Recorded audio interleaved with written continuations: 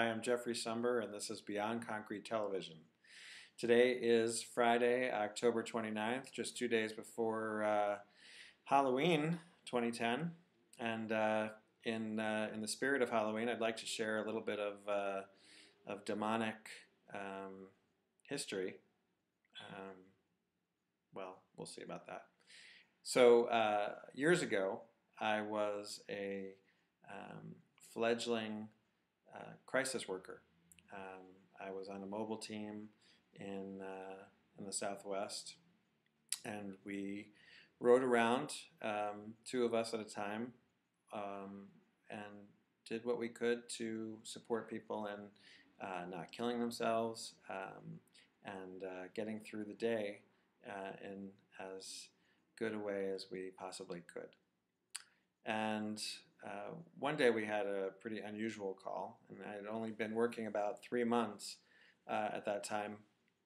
And my partner, who was an amazing woman, she taught me so much.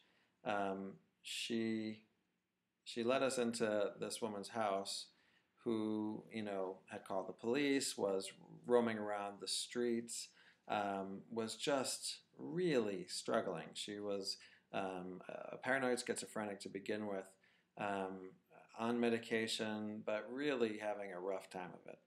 And the neighbors were extremely disturbed because she was talking about monsters and demons, and that she was possessed.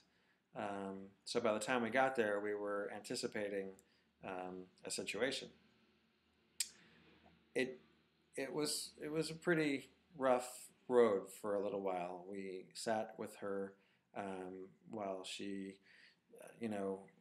ran around the apartment, pulling at her hair, scratching at her face, always just talking about the demons inside.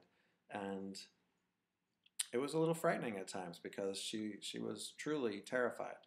And it wasn't like sci-fi where, the face was bulging or her head wasn't spinning around, but you could feel the terror and you could see the fear in her eyes. And we just didn't know how to help her. She was on her medication. She had been consistent with it. And, there were a couple policemen that had stuck around for a while. And at some point, they just said, yeah, you guys have it under control. We're going to leave. So we're sitting there, and it had been about 3 hours at that point when my partner figured out something extremely important.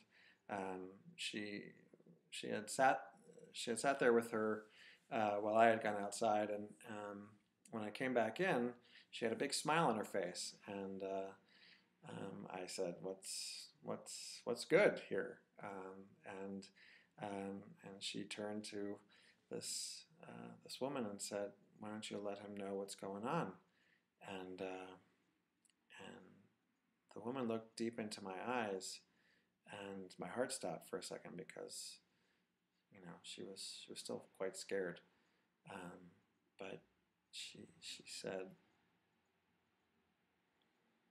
"I haven't been able to poop the demons out in 5 days." "Poop the demons out?" I said. My partner smiled and said, "So Jeff, in order for our client here to remove the demons that accumulate in her body on a daily basis, she requires a high-fiber diet.